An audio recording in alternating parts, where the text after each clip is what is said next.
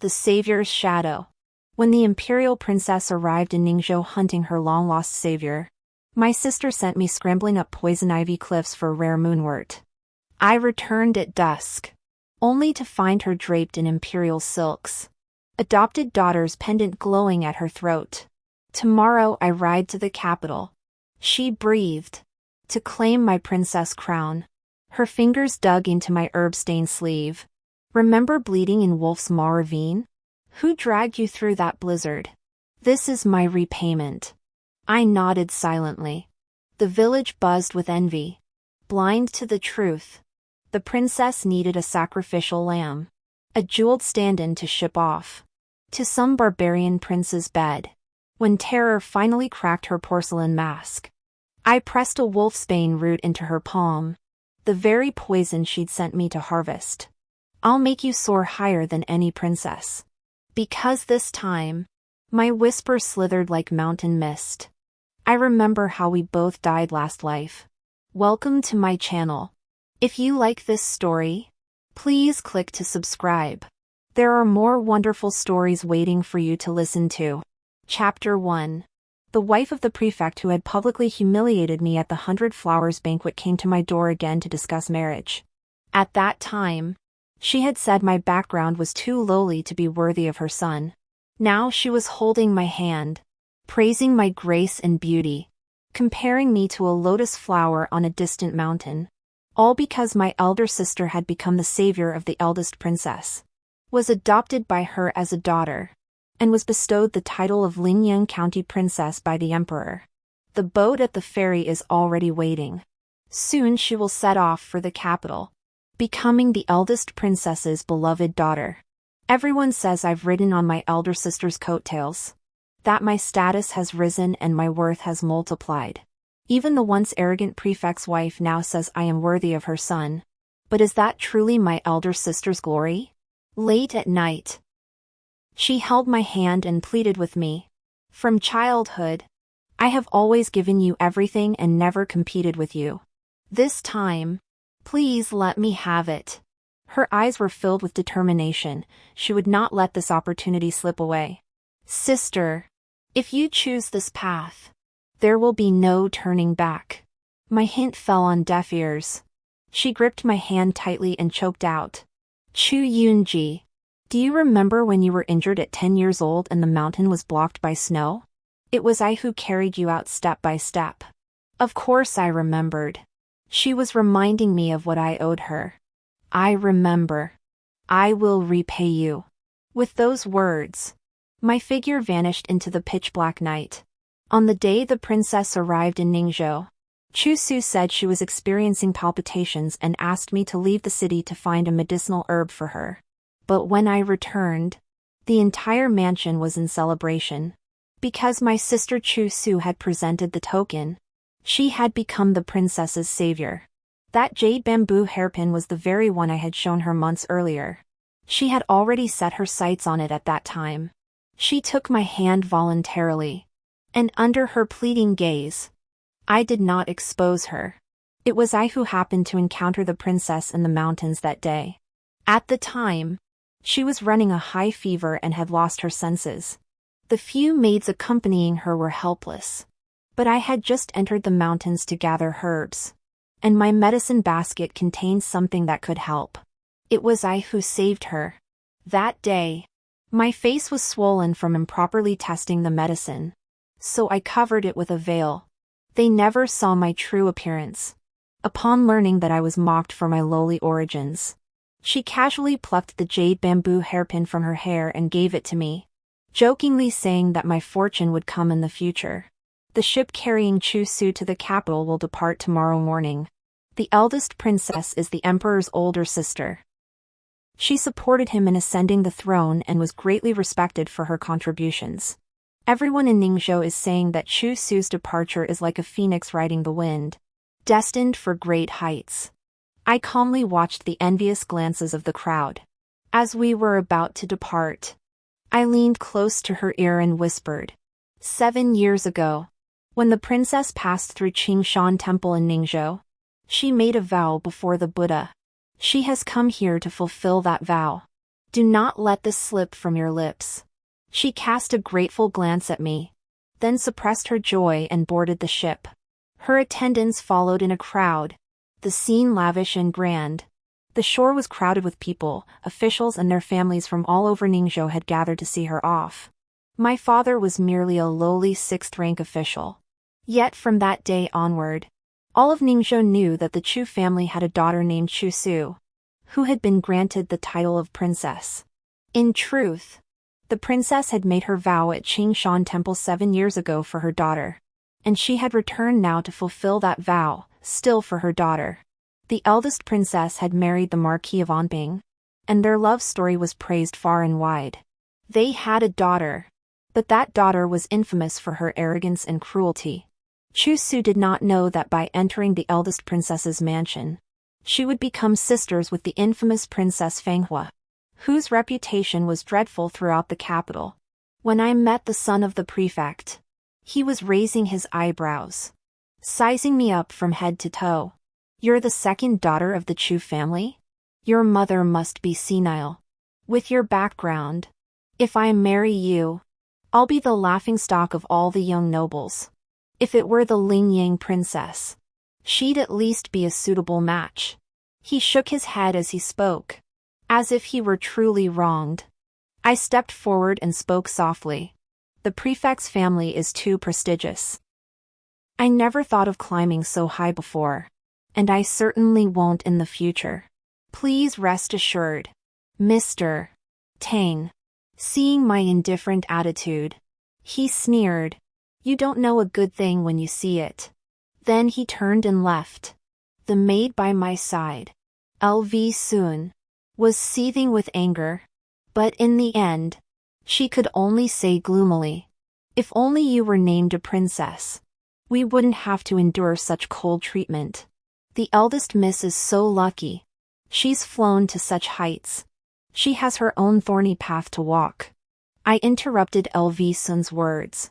The magistrate's family sent an invitation, inviting the Chu family to their mansion to watch a play.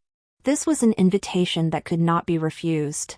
During the banquet, the prefect's wife made it clear that she wanted to arrange the marriage as soon as possible, preferably by the end of the year. Between the lines, she also mentioned the prefect's favor toward my father. My father's career was in their hands. The Tang family's son was not a suitable match, with a reputation for being a playboy that had spread throughout Ningzhou. Yet my father's expression changed repeatedly, and in the end, he could only evade the matter, dare not refuse outright. Without the strength to resist, one could only submit to fate. Just as at the 100 Flowers banquet, when the prefect's wife declared before everyone that I was unworthy, I could only endure it in silence. And just as my father now dares not speak, when I went out to breathe some fresh air, I happened to see the Tang young master embracing a beauty, whispering sweet nothings to her. The beauty wept softly. If the mistress enters the household, where would I have a place? He comforted her. What are you afraid of? You already have my child. If she doesn't know her place, there are plenty of ways to deal with her in the inner courtyard. I did not make a scene and simply returned the way I came. Everything was just like in my previous life. The only difference was that this time, I no longer felt the fear and panic of my past. The days of being cautious and keeping my head down would not last much longer. Chu Su's rise was destined to accompany the rise of the Chu family. I gazed toward the capital and whispered, Chu Su, even if I knew what the future held, I would still choose to send you to the capital to help you rise. Do not let me down. The dowry from the governor's family was directly carried into the Chu household. My father's face turned ashen, and he could no longer contain himself. He ordered his men to throw the bride and her belongings out. He sat there in silence for several hours before finally muttering that he would rather give up his official career. He feared that Chu Su would have a difficult time, and he feared even more that I would suffer injustice. By the next night, he still hadn't returned. The prefect had assigned him to handle matters in the remote countryside.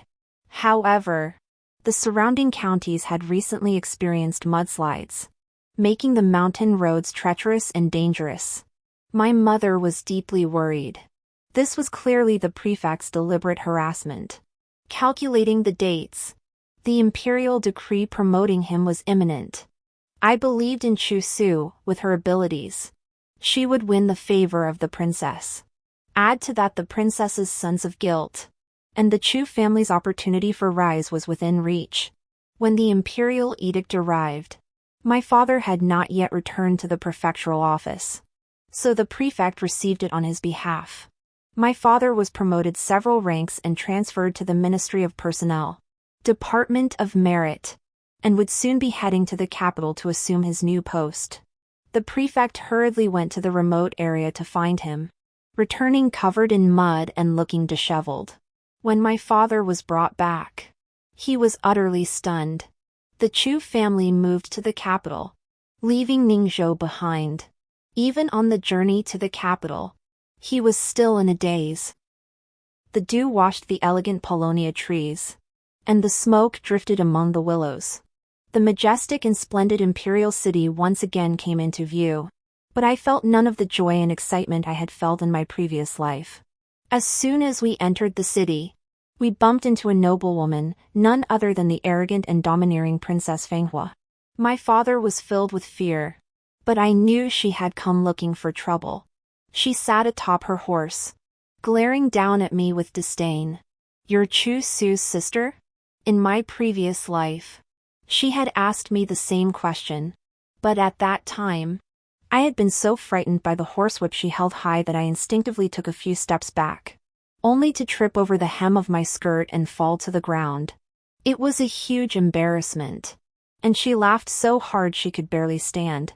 Finally, she said, "You're truly from the countryside, you're not fit for the court. Chu Su's sister is nothing special." But now, I faced her horsewhip and said calmly, "Yes, I am Chu Su's sister." She raised her eyes slightly, her gaze filled with arrogance. "You startled my horse, you deserve punishment," I said in a deep voice. "Riding a horse recklessly in the street is against the law. Does the princess want to appear on the list of officials' accusations?" She replied arrogantly, "I've been impeached so many times. What's one more?" As soon as she finished speaking, she swung her horsewhip at me. As I dodged, someone suddenly stepped forward, shielding me with their body, and snatched the horsewhip from her hand, throwing it to the ground. Everyone was startled by this sudden turn of events. He stood with his back to me, but his straight spine and unwavering integrity allowed me to recognize him in an instant. Fenghua Princess's expression also turned ugly in that moment.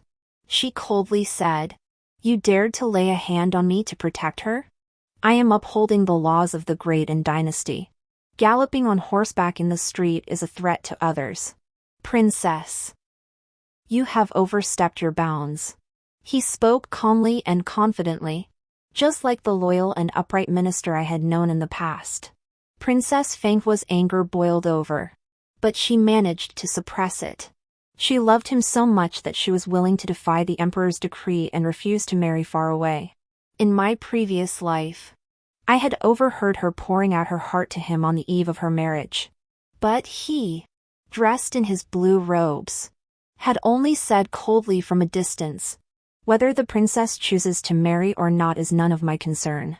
Those words alone had broken her heart into pieces. He had never been one to meddle in others' affairs. His intervention today was already an extraordinary act.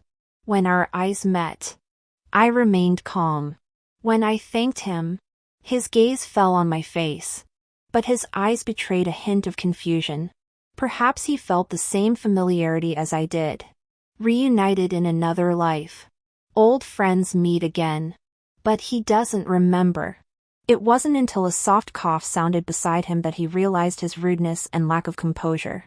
The maid whispered to me, "Miss, do you have a prior relationship with that gentleman?" A prior relationship? We were merely married for a few years. Xie Jingyan is a renowned newcomer in the imperial court. A scholar who risked his life to plead for the people. and a virtuous official willing to sacrifice his life to solve a major case. Unfortunately, he is not a good man. After settling in the capital, Chu Su appeared. She was dressed in luxurious attire, her demeanor graceful and elegant. The princess seemed to truly treat her as her own daughter, at least in front of others. She gradually approached and stopped beside me. The maids behind her carried trays and entered in single file. Gee, you will surely love these things. Silk robes and jeweled ornaments were indeed dazzling and breathtakingly beautiful. My mother also smiled with joy, standing beside me and said, "Your elder sister has always cared deeply for you. Thanks to her, the Chu family now enjoys such a prosperous life." When Chu Su heard this, her face turned red with embarrassment, and a look of guilt flashed in her eyes. After my mother left, she spoke softly, "It was me who took them from you." I raised my eyes and looked at her firmly, saying in a deep voice, "This time, it wasn't you who took them. I deliberately gave them to you." Her eyes flickered with surprise, and she looked at me in confusion. One day, she would understand what I meant. "I hear you're close to the crown prince. If you have true ability, then take steps to get close to him, gain power, and become a woman who stands by his side. Only then will you be able to achieve everything you desire." I spoke slowly. She took a step back, her expression slightly panicked. Because I had guessed correctly, spoken the truth, I had accurately revealed all her plans. So she was afraid. "You didn't expose me. Yet you know everything I've planned. What do you intend to do?" Facing the guarded look in her eyes, I patted her shoulder. "Sister, don't be afraid. I won't expose you. I'll help you conceal everything and achieve success step by step." A faint smile curved my lips, but her eyes grew even more bewildered. How could I expose her? The princess didn't care who had saved her, whether it was Chu Su or Chu Yunji. It was insignificant. All she wanted was a docile, obedient, dignified pawn. Chu Su's performance had pleased the princess greatly. Within a month of arriving in the capital, she had already won the praise of everyone. Whether in her past life or this one, she had done everything perfectly. Her visit today was merely a reminder not to say the wrong thing. After all, in 3 days, the eldest princess would host a banquet, and the Chu family had also been invited. In my previous life, when I first arrived in the capital and attended such a prestigious banquet filled with prominent families, I had been nervous and awkward. I didn't understand the tea tasting competition they were discussing, and accidentally knocked over a teacup, soaking my skirt and drawing mockery from the crowd. Now, facing the same situation again, I moved with grace and ease, sipping the tea with such skill that the foam clung to the rim of the cup like mist over mountains, earning the princess's repeated praise. Even my mother was astonished that I could master such skills without any prior instruction, as I had never learned these things in Ningzhou. Amidst the surprised gazes of the crowd, only one person stared at my teacup, his eyes fixed on it. In the midst of the bustling crowd, Xie Jingyan's gaze swept past the crowd, pausing for a moment, his eyes filled with shock. He was puzzled, wondering how I had mastered such a technique. Of course, he didn't know that he had taught me these skills later on. We had been married for years, yet our paths had diverged. The Chu family had suffered a tragic fate, and he had taken control of the Ministry of Justice. The law does not bend for the guilty, nor does it favor the powerful. This was his principle. At that time, he had said, "Only by being impartial and unbiased can we gain the trust of the court and the people." When the Chu family was in trouble, I begged him in prison to save my parents. But he pulled my hands away, his voice low. "The law makes no exceptions. But I will do everything in my power to find evidence and give the Chu family a glimmer of hope. Trust me." His words were always true. so I believed him and waited. But when the imperial edict for execution arrived, I never saw him again. He wanted to be a virtuous minister whose name would be remembered for generations, bringing honor to his family. He could not bear to tarnish his reputation. Perhaps the day the Chu family was destroyed was the very day his reputation for integrity and impartiality struck fear into the hearts of the court and the people. But this time, I no longer wished to be the disposable ornament by the side of a virtuous minister. I avoided the probing gaze he cast my way. This time, when we meet again, we should not recognize each other, we are strangers. Chu Su was still astonished by my transformation at the banquet. But there was little time left for her. The envoys from Dongli were about to arrive in the capital. Dongli was a remote and harsh land, with a fierce and unyielding people, a place few could endure. The princess naturally did not want her beloved daughter to suffer such hardships. Chu Su, this pawn, would soon play a crucial role in the princess's plans. I had warned Chu Su before that she was merely a pawn the princess had brought in to replace Fenghua princess for a marriage to a foreign land. But Chu Su said she was not afraid. The letter from Dongli had been sent to Don months ago, demanding that the bride be the princess's daughter. This information was kept secret, so no one knew about it. The current ruler of Dongli and the princess have a long-standing relationship, and there may even be some old grudges between them. The eldest princess has been carefully selecting a suitable substitute bride. The noblewomen and imperial princesses in the court would certainly refuse to marry into a foreign country. Their backgrounds are too prestigious, and they each have powerful backers, making them difficult to manipulate. Finding someone of lower birth who could be tempted by wealth and prestige, and offering them great rewards, might just work. The eldest princess chose this moment to claim a daughter, and her ulterior motives are now clear for all to see. However, the eldest princess's plans are doomed to fail. The calming incense presented by Chu Su allowed the Empress Dowager to sleep peacefully at night, and she immediately rewarded her with the night pearl offered as tribute by a foreign kingdom. This pearl was something Fenghua princess had once requested from the Empress Dowager, but she had refused. Fenghua princess naturally regarded this as a great humiliation, and in her anger, she went to seek revenge on Chu Su, pushing her into the lake. When Chu Su was rescued, she was still trying to exonerate herself, claiming that she had accidentally slipped and that it had nothing to do with Fenghua princess. As for the one who saved Chu Su, it was none other than the crown prince. In full view of everyone, after she fell into the water and her clothes were soaked, he took off his own clothes to cover her and carried her away. Rumors spread throughout the capital. Chu Su's reputation was ruined, and the crown prince knelt before the palace, declaring his responsibility and requesting the marriage. The eldest princess flew into a rage and slapped Princess Fenghua across the face. Princess Fenghua had been arrogant and tyrannical for years, and the eldest princess had always indulged and favored her, never seeing her lose her temper like this before.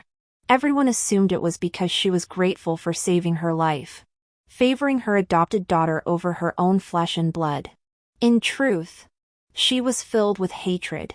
She hated her own daughter for being so foolish, wasting the carefully placed pawn in her strategic plan. After Chu Su fell into the water, she had been staying at the Chu family's residence, since Princess Fenghua had taken the initiative to help her. Others assumed it was because the princess couldn't tolerate her. When I went to see her, her face was pale, and she was coughing lightly. I approached slowly and smiled. "Congratulations, older sister. You've achieved your goal with one arrow." I stood by the bed and spoke casually. A hint of surprise flashed in her eyes. Then she looked at me critically. "What's there to celebrate? There's no need to pretend in front of me. Do you really think the crown prince just happened to appear at the right time? It was you." "Yes, it was me. But my sister isn't a fool." She knew Princess Fenghua's weak point and deliberately provoked her. Princess Fenghua merely pushed her gently, and she took the opportunity to fall into the lake. Now, Not only has the eldest princess's plan been foiled, but she has also managed to get close to the crown prince. I was just the one who helped push things along. The crown prince still cares about you, he secured you the title of concubine. My voice grew solemn. Disappointment flashed across her face as she murmured. Just a concubine. It was an expected outcome. The Chu family status is too low, it has hindered your ambitions. However, there is still time. The path you choose to walk, I cannot stop you from taking. But this time, I will help you. Hearing this, she froze, staring at me in disbelief. What do you know? You were born into a prominent family.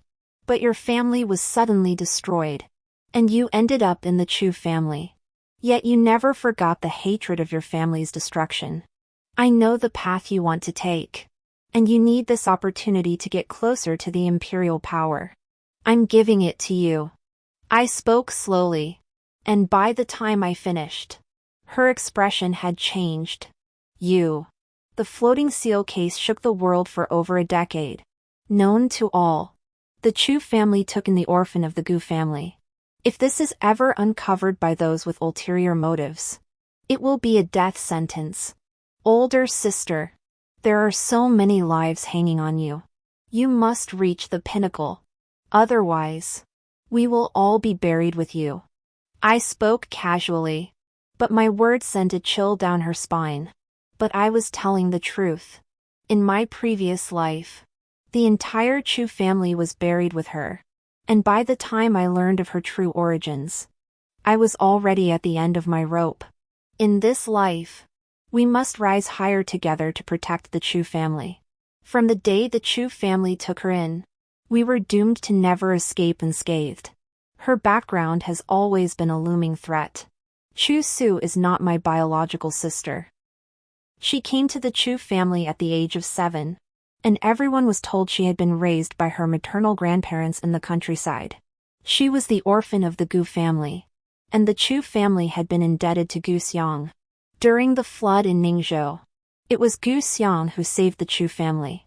When the Gu family faced disaster, even though my father held a lowly position, he was willing to risk everything to protect the last remaining bloodline of the Gu family.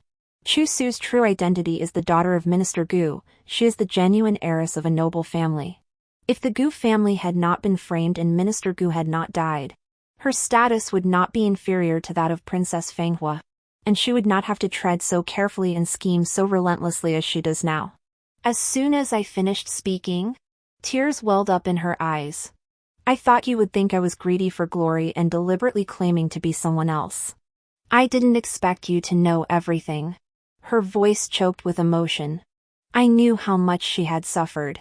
Having been reborn, I must protect the Chu family, and her above all else. I spoke firmly.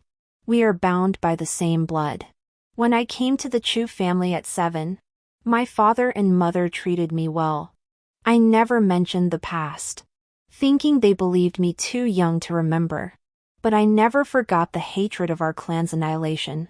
Her voice was filled with anger, and she coughed repeatedly. In my previous life, I learned of her true identity too late. I was powerless to stop the inevitable, and even my own life was in danger. I sat by the bedside, placing my hand on hers. This time, it's not too late. Chu Su was puzzled as to how I knew all this. I lowered my gaze and said I had overheard my father and mother discussing it in private. She did not press further. Fanghua Princess was accustomed to being arrogant and tyrannical. Let her be the villain, no one would suspect her.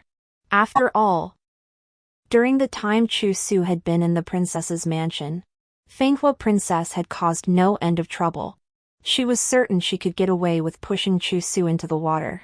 Envoys from Dongli Kingdom had already arrived in the capital, demanding the princess's daughter for a political marriage. Clearly, the only candidate was Princess Fanghua. After all, Chu Su, her adopted daughter, had already been designated as the crown prince's concubine, and the imperial edict had been issued. It could not be revoked. The ministers knelt and pleaded, creating a stir. Princess Fenghua has been nurtured by the nation, now she must serve the country. Please grant her marriage. We implore the princess to sacrifice for the sake of the nation and its centuries-old legacy. Every word was a threat, leaving no room for retreat. The emperor showed a hint of helplessness. But what he valued most was imperial power, there had never been an exception.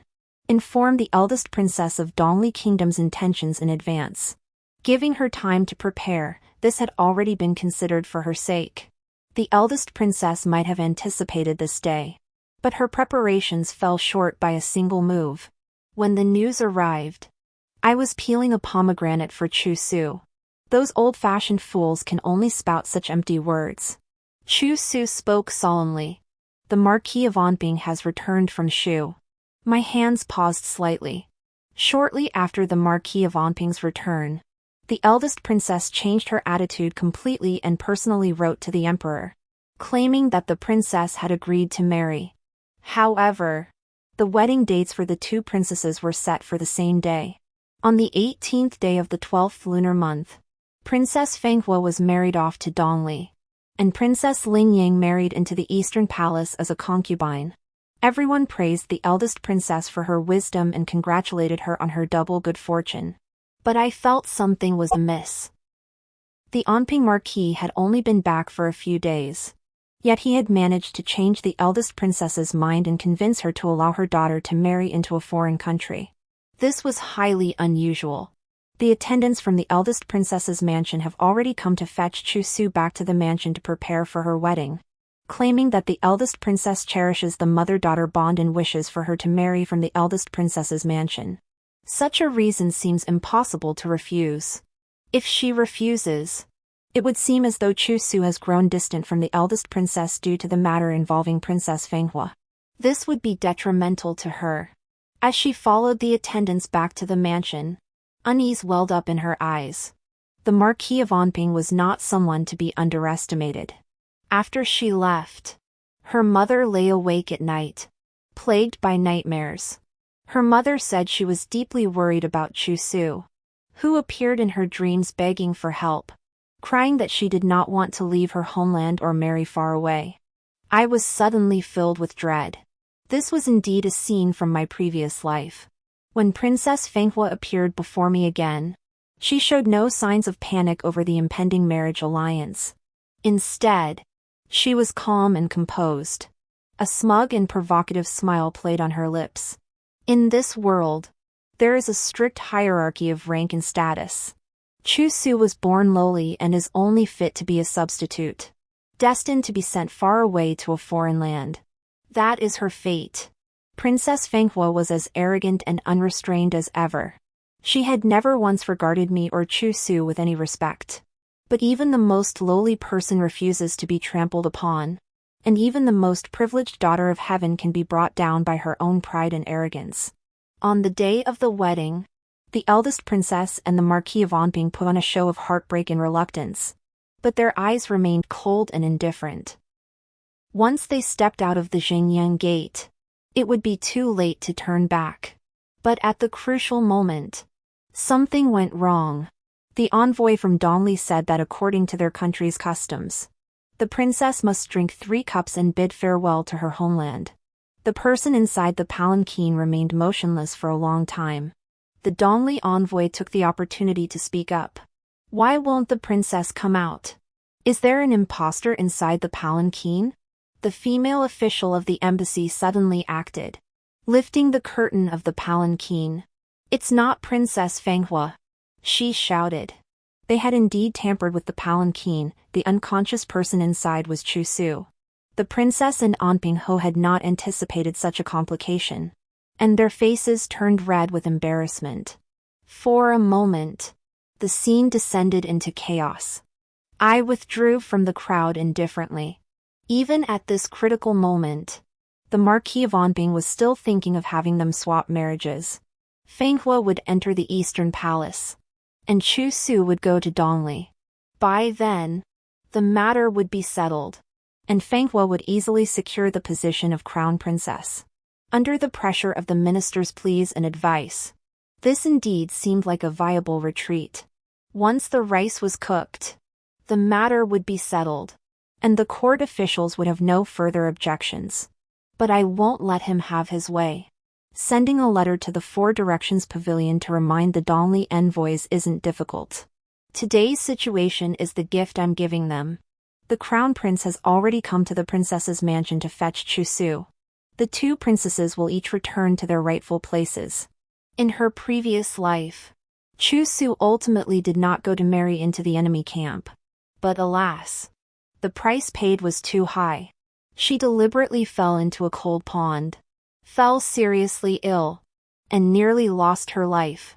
Though she escaped the marriage, she later faced great difficulties in bearing children. This time, I will make her path a little easier. Standing on the upper floor of the tea house, I watched as the Princess of Fenghua was forced into the luxurious carriage. Her face was filled with fear and panic. She was nothing more than a spoiled, arrogant young noblewoman, all bark and no bite. In such a situation, she was inevitably afraid. The emperor had heard of this farce and had personally dispatched the imperial guards to strictly guard the area, leaving no room for any further maneuvers. The eldest princess and the Marquis of Onping wore somber expressions, unable to vent their frustration. Their schemes were already transparent to the emperor, who merely claimed it was a mistake made in the heat of the moment. However, the personal deployment of the imperial guards was a clear warning to all. Fenghua tried to struggle, but she realized no one would come to her aid. From now on, she would be exiled to Donley, with no one to protect her from the storms of life, and no one to indulge her arrogance and tyranny. The path ahead was entirely her own fate. Chusu entered the Eastern Palace and became the Crown Prince's concubine. I witnessed the Crown Prince tell her, "When I see you, it is as though an old friend has returned." I feared she would become intoxicated by the prince's affection and forget the dangers ahead, but she assured me she would not. In the dead of night, she would always dream of that night, the flashes of swords and the echoing screams. She could not forget those years of hiding her identity and wandering aimlessly. That day, when I saw the Crown Prince's eyes, it seemed as though he was looking through her at someone else. In that moment, I suddenly understood. The Crown Prince favored her because he saw traces of his old friend in her. Chusu was skilled at archery, chess, and composing incense recipes. She still retained the habits she had developed while living in the Gu family, and the prince saw the shadow of his childhood playmate in her. The prince had been taught by Gu Xiang in his youth, and Gu Xiang was also his mentor. He and Chusu could be considered childhood sweethearts. But from the day the Gu family was destroyed, their destinies were forever altered. On that day, after the farce ended, the eldest princess gained nothing. She seemed to realize that she had become Chusu's stepping stone. And when she saw Chusu again, she had no kindness left. However, it did not matter. She and Chusu were destined to be enemies. This, Chusu understood better than anyone else. Since she remembered the tragic incident from years ago, she knew who had exposed the case at the time. It was none other than the Marquis of Onping. He and the Minister of State had always held opposing political views, each sticking to their own stance.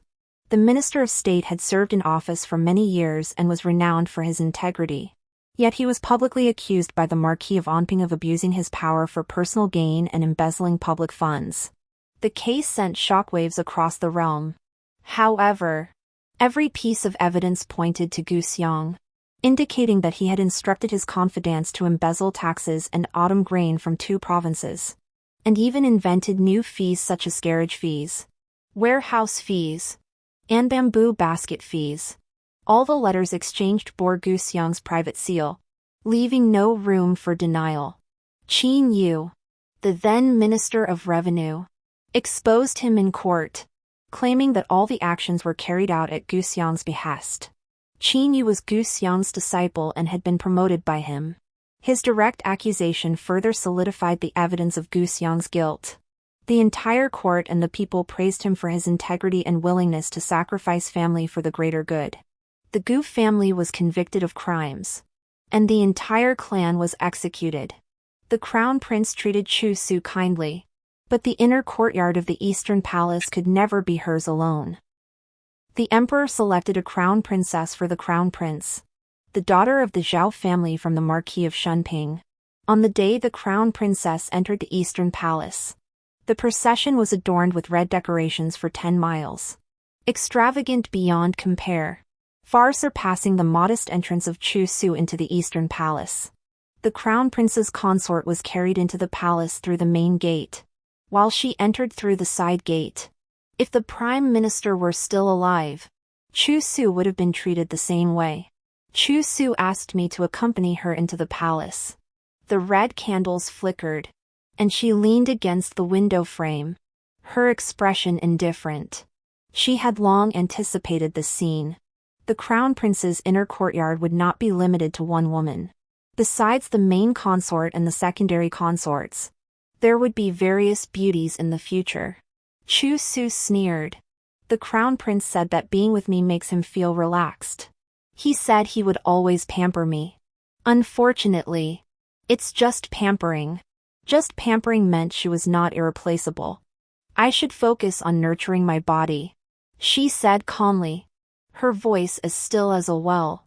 I had figured out her purpose in bringing me into the eastern palace. She wanted a child. Whoever could give birth to the crown prince's first son first would gain the upper hand. I had studied medicine for years, naturally intending to assist her. But I spoke solemnly. Wait a little longer. The timing is not right. After the principal consort entered the eastern palace, the crown prince spent less time with Chu Su. Although the daughter of the Zhao family was not arrogant, she had grown fond of the crown prince over time and harbored resentment toward Chu Su. After all, her marriage was arranged by the emperor, while the concubine was personally requested by the crown prince. In front of Chu Su, she still maintained the dignity of a principal consort, constantly reminding her to remember her status and follow the rules. Chu Su smiled and agreed, putting on a gentle and obedient demeanor. In the eastern palace now, besides her and the official consort, there were 4 other beauties, one of whom was Mo Mei, who was greatly favored by the crown prince. Mo Mei was the first to become pregnant, and the empress and the emperor bestowed numerous treasures upon her. However, she grew arrogant and defiant, repeatedly provoking the crown princess. During the crown prince's birthday banquet, Mo Mei suffered a miscarriage and falsely accused the crown prince's consort of poisoning her with tonics, claiming it caused her miscarriage. Ever since Mo Mei became pregnant, I have advised Chu Su to keep her distance. The crown prince's first child was doomed to be lost, just as it was in my previous life. The crown princess was confined to her quarters, and palace attendants were ordered to investigate the matter thoroughly. After Mo Mei Rin became pregnant, Chu Su avoided her, entering the palace to accompany the Empress Dowager in reciting sutras and copying Buddhist scriptures, thus staying out of the power struggle.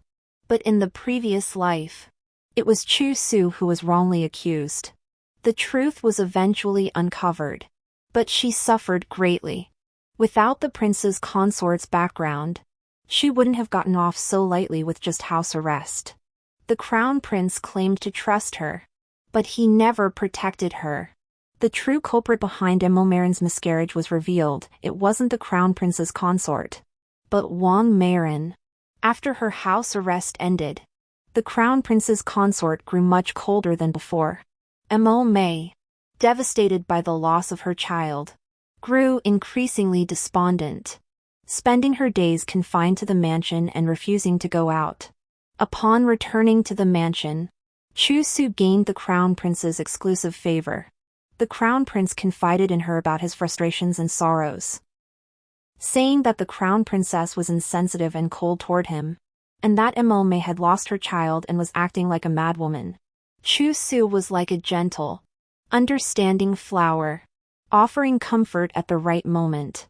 He was consumed by his own pain, forgetting that Mo Meirin had lost her child and that the crown princess had been falsely accused.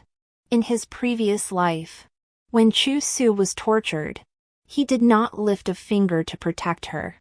After the truth was revealed, he merely said, "You've been wronged," in a casual tone. I began to nurture Chu Su's health. In the middle of autumn, news spread that the crown prince's concubine was pregnant. Having learned from past mistakes, the empress was more cautious this time. She specially dispatched palace maids to care for Chu Su and thoroughly searched the eastern palace, removing all suspicious people and items. Upon hearing of my medical skills, the empress ordered me to move into the eastern palace to attend to her, saying that having a sister by her side would cheer her up. The crown prince, having lost his previous child, harbored even greater expectations for this one. The crown princess and the other beauties, having witnessed the gruesome fate of Wang Marin, deliberately avoided Chu Su, fearing they might bring trouble upon themselves. Everything was perfectly timed. Chu Su watched me arrange everything in her courtyard with precision. Her gaze fixed on me. She smiled softly. "Aji is my benefactor." My hand holding the medicinal residue paused slightly, and I stopped moving. I spoke slowly. "You and I are like two swallows returning home. When one prospers, both prosper. When one suffers, both suffer." When I was injured, she braved the snow and wind, the dangerous roads, and carried me back from the countryside step by step. In the dim light, she struggled to tell me stories from my childhood. So I will clear the thorns from her path and help her rise to greatness and achieve her wishes. The empress has been ill for some time, but the imperial physicians dare only use cautious medications, with little effect. Chu Su took the opportunity to speak up, saying that I had once studied under a master of traditional medicine in Ningzhou and was well versed in women's ailments. I entered the palace to treat the empress, and within a month, there were noticeable improvements. The emperor, upon learning of my medical skills, made an exception and allowed me to join the Imperial Medical Bureau, granting me the rank of 4th-grade female physician. Chu Su gave birth to a son, who was the eldest son of the crown prince and the emperor's eldest grandson. The entire palace held her in even higher esteem. On the day of the emperor's eldest grandson's full moon celebration, the eastern palace was bustling with activity. As the mother of the emperor's eldest grandson, she naturally stole the spotlight. Guests filled the hall as she walked slowly alongside the crown prince, basking in the admiring glances of everyone present. At that moment, I watched her become the center of attention from the crowd. Her gaze also turned toward me. The empress bestowed generous rewards upon me. But as I fiddled with the gold, silver, and jade ornaments, I felt little interest. Chu Su also paid no heed to these imperial favors. I handed her a letter and whispered, "In the past, the disciples and former officials of Minister Gu were spread throughout the land. Some betrayed him in times of crisis, while others tirelessly sought evidence and never gave up. The names on this list may be of use to you." A look of surprise flashed in her eyes. "How do you know I'm looking for these people?" "I guessed," I replied softly. In my previous life, she had also been searching for useful people. The Marquis of Onping has not given up searching for the surviving members of the Gu family. He intends to eradicate them completely. My voice grew solemn, and Chu Su's expression turned cold. Back then, the fire at the Prime Minister's mansion raged sky high. It was those secret guards who risked their lives to get me out of the capital. I blended into the crowd of refugees and begged my way through the journey, barely surviving. But the Onping Marquis is naturally suspicious. He might not believe I died in that fire, so he's been sending people to investigate all these years. Chu Su's hands lightly tapped the table. Her eyes filled with coldness. Now is the perfect opportunity. He probably never imagined you would appear so openly under his very nose. I lowered my eyes. In my previous life, Chu Su failed, and the Chu family fell into ruin. Minister Gu saved the Chu family during the flood, and the Chu family took in Chu Su out of gratitude. From that moment on, the two families became inseparable, sharing both fortune and misfortune. I knew what she was going to do next. This small courtyard could never fulfill her ambitions. Her true goal lay in the imperial court. Only power could help her achieve her lifelong dream. I would help her obtain power. For power could clear the Gu family's name and ensure the Chu family's eternal peace. Chu Su's child is growing up day by day and has reached the age of education. The emperor is nearing the end of his life and often wishes to see his eldest grandson. Everyone can see how much the emperor values this child. And the crown prince is naturally delighted. The crown prince's mother's family, the Marquis of Shunping, is a military family. With the Zhao family behind them, they will surely secure the crown prince's ascension to the throne. On the day the crown prince ascended the throne, the crown princess became empress, and Chu Su became a noble consort. I saw the empress wearing a phoenix hairpin, dressed in a phoenix robe, every movement exuding the dignified demeanor of a mother of the nation. Those around her praised her endlessly, their words brimming with envy. She had reached the pinnacle of power among the women of the imperial harem. In such a setting, only she could stand beside the new emperor. Even Chu Su had to kneel beside him, congratulating the emperor and empress on their great joy and praising the eternal prosperity of the nation.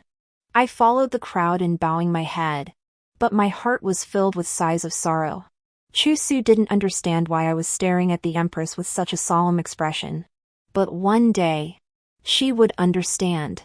After the grand selection, various beauties entered the palace, and the former attendants of the Eastern Palace now found themselves neglected. But Chu Su felt little sorrow, for she wasn't seeking temporary favor. Her ambitions reached into the imperial court. We've found Qin Ming. He's herding horses and sheep at the border city. Her tone was calm, without any fluctuation. She had found the son of Qin Yu. I knew she had already found the evidence she needed. There were also gradually more people in the court who could speak on her behalf. In the 4th year after the crown prince ascended the throne, a major event occurred in the court. The empress's maternal clan, the Zhao family, had failed to secure the southwest border, leading to unrest among the southern tribes. Her father was stripped of his title, and her brothers were exiled to the northern deserts. Within 3 days, the empress voluntarily requested to be deposed and moved to a side palace. The emperor readily agreed. This was merely a transaction between the wise. She relinquished the empress's title, and he spared her father and brothers' lives. The Zhao family had long since become too powerful for the emperor to tolerate. Stripping them of their power and exiling them was already a mercy. When the empress was moved out of the Phoenix Palace, she looked like she had gone mad, laughing uncontrollably. When she looked at Chu Su, her eyes were filled with despair. There is no true love in the imperial family. And you are no exception. These words sounded like a curse, but also like a warning. Chu Su also felt a chill run down his spine. His eyes filled with sorrow. Her hand rested on mine, but it was ice cold, devoid of any warmth. In her previous life, Chu Su had no one like the current crown prince to rely on. No position as a concubine of the emperor, and had only been granted the rank of a concubine. She died that year. She and the empress were both former members of the Eastern Palace, and their lives came to an end in the same year. At the time, her identity as the daughter of a traitor was exposed, and she was deemed a remnant of the traitors clan.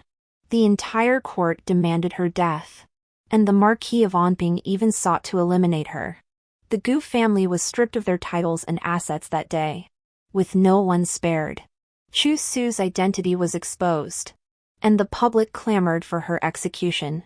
She was given a cup of poison and executed in the rear courtyard. The Chu family, for harboring a fugitive, was punished alongside her. As I looked at the majestic Phoenix Hall before me, I reminded Chu Su, do not covet the position of empress. Though she did not understand, she trusted me. When the emperor mentioned making her empress, she claimed her family was too lowly and she lacked the virtue and talent for the position.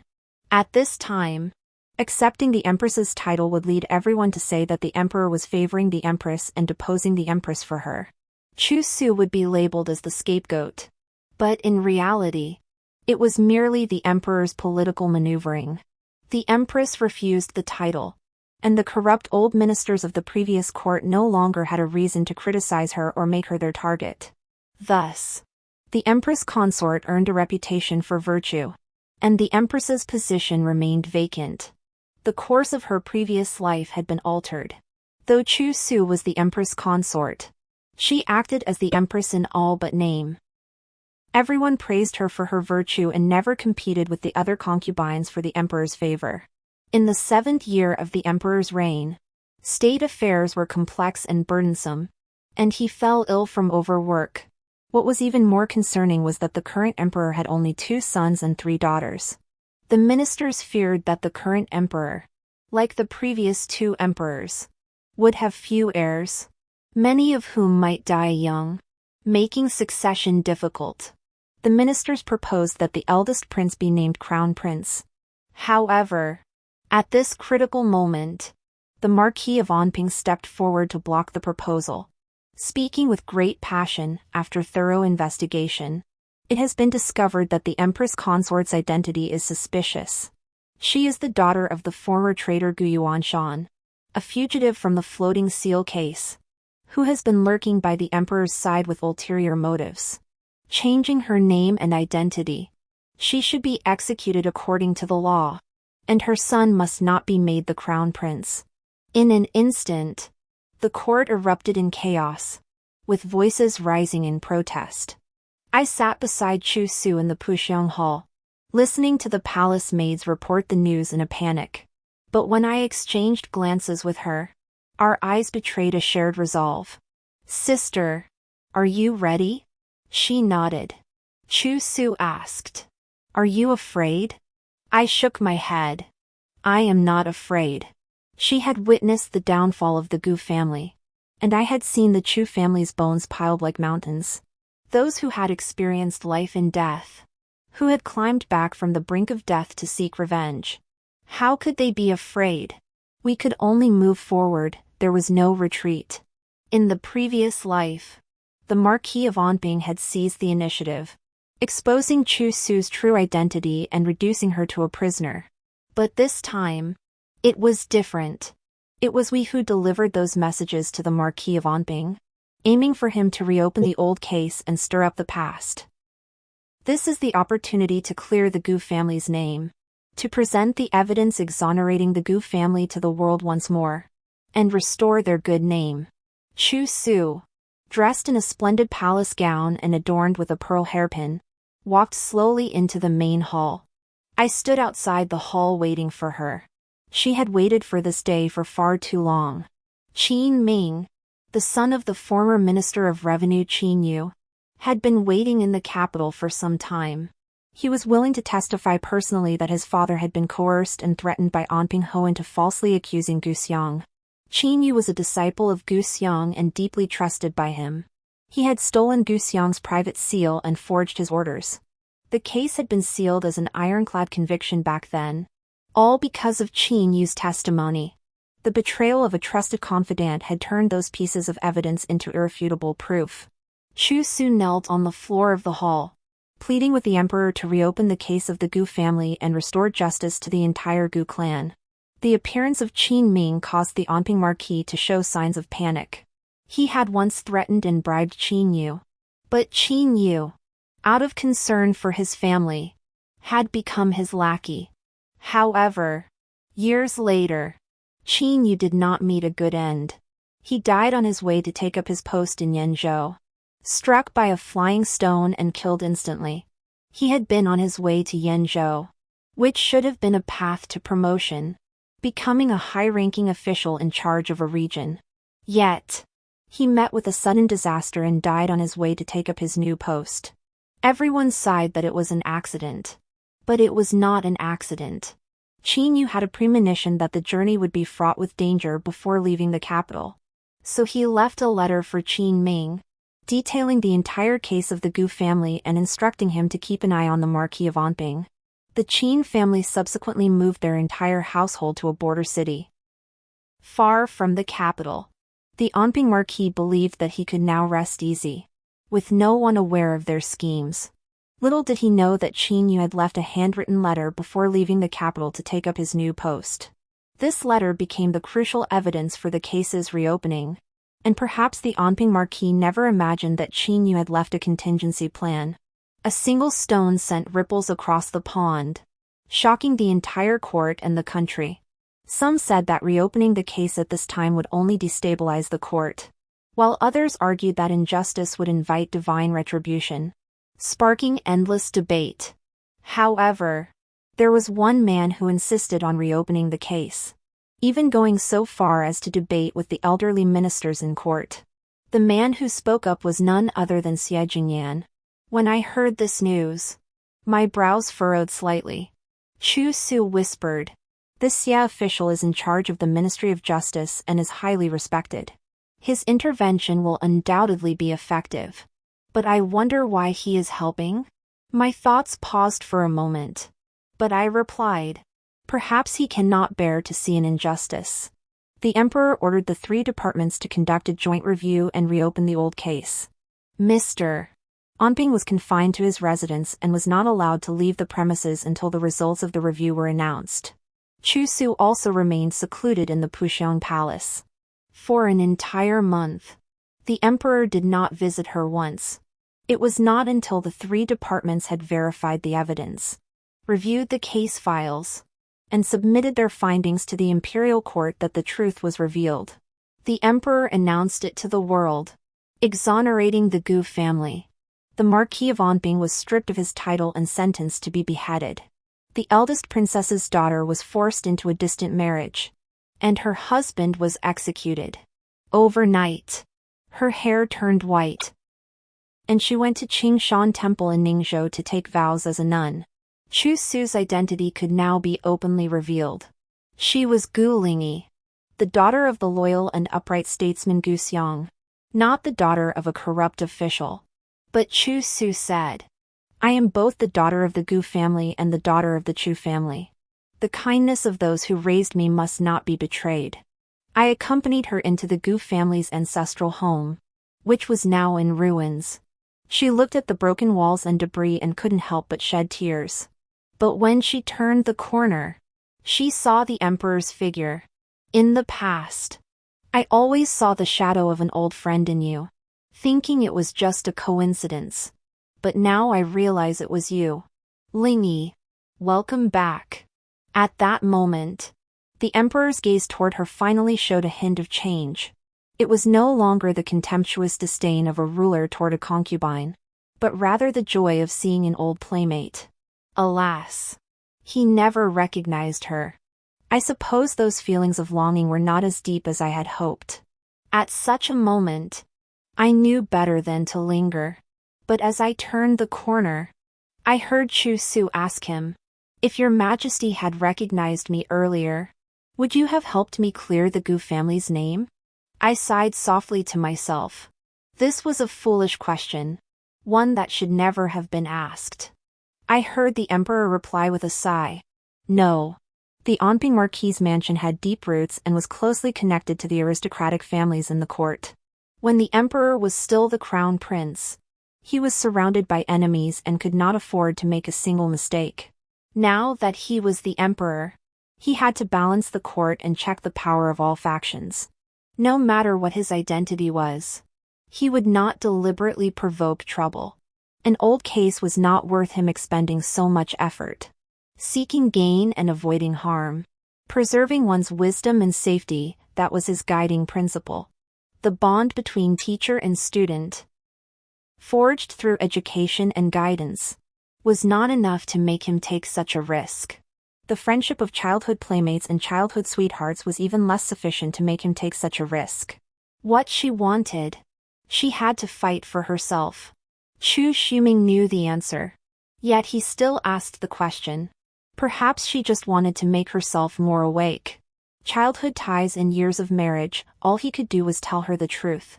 The emperor issued an edict to rebuild the Gu family's old mansion, enshrine their ancestors, posthumously confer the title of Minister of State on Gu, and grant him posthumous honors.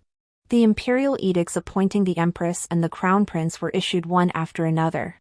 I bowed to Chu Su, congratulations to the empress. The old case had been resolved, and her identity was now clear.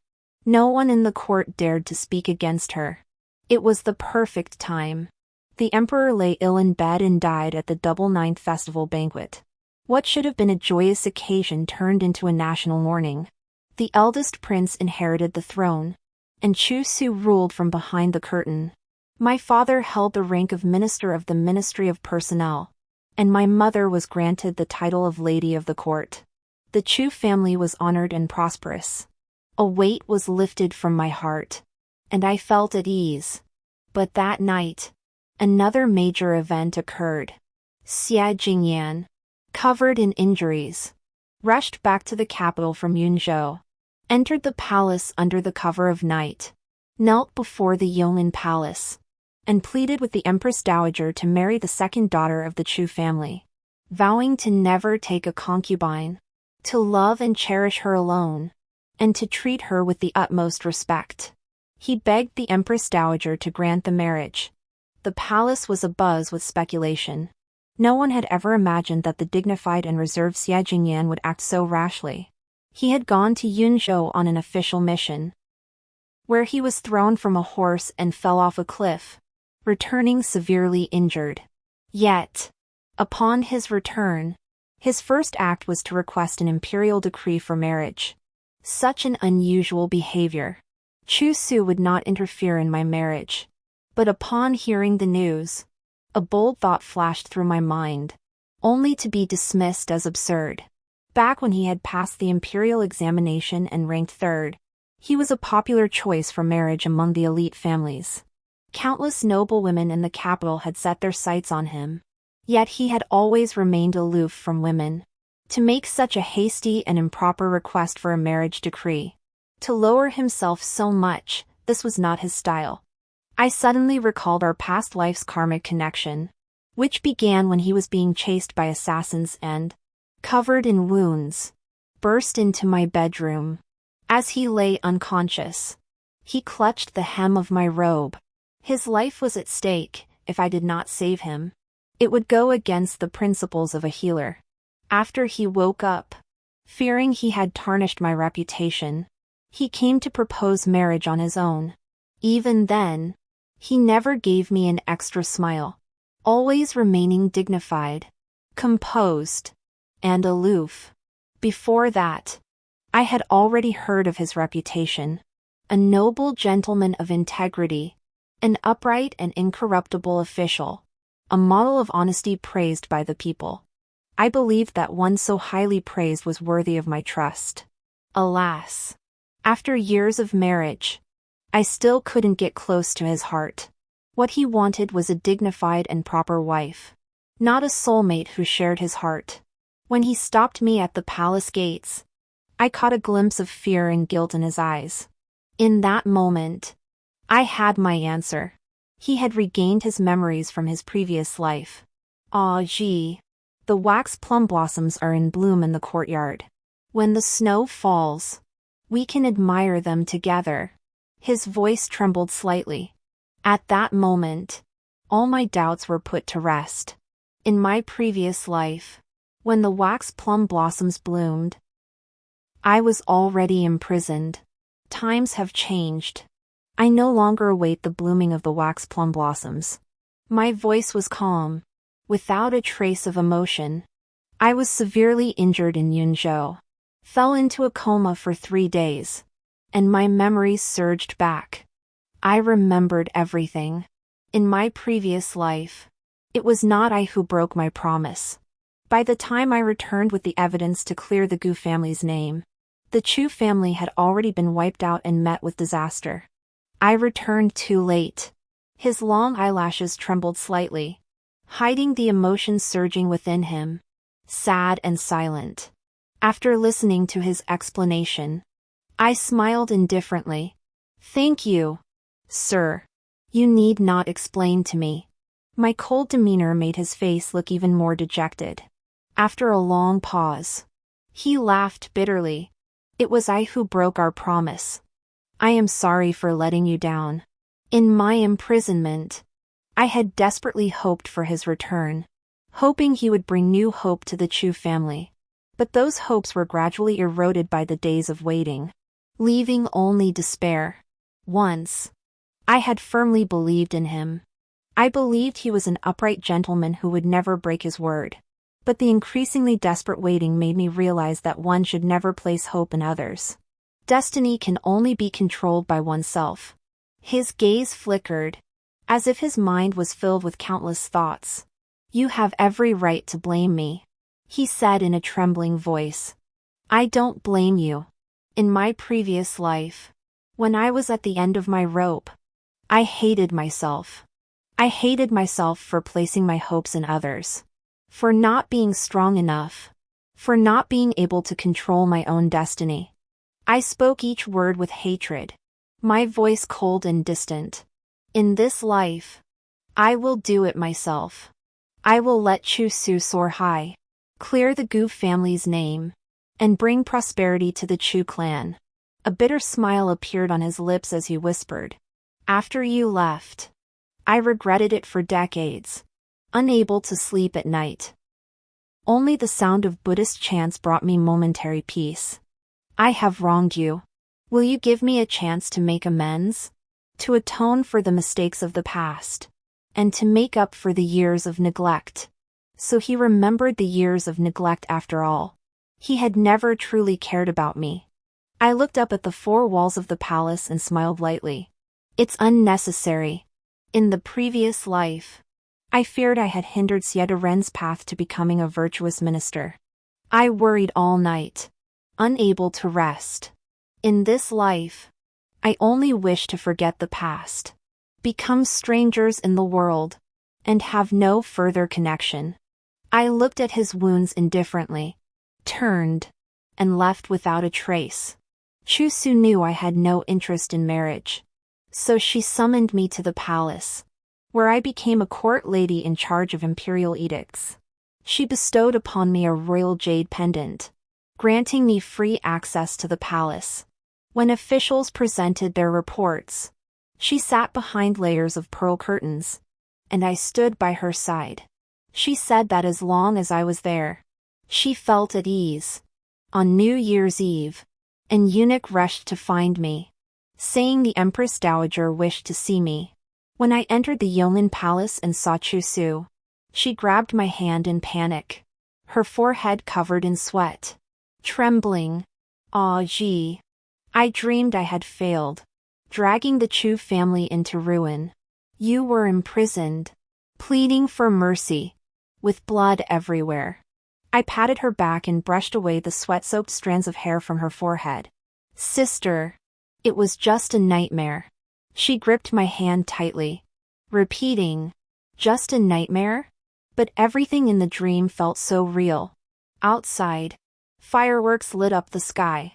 I walked with her to the top of the city wall, standing side by side.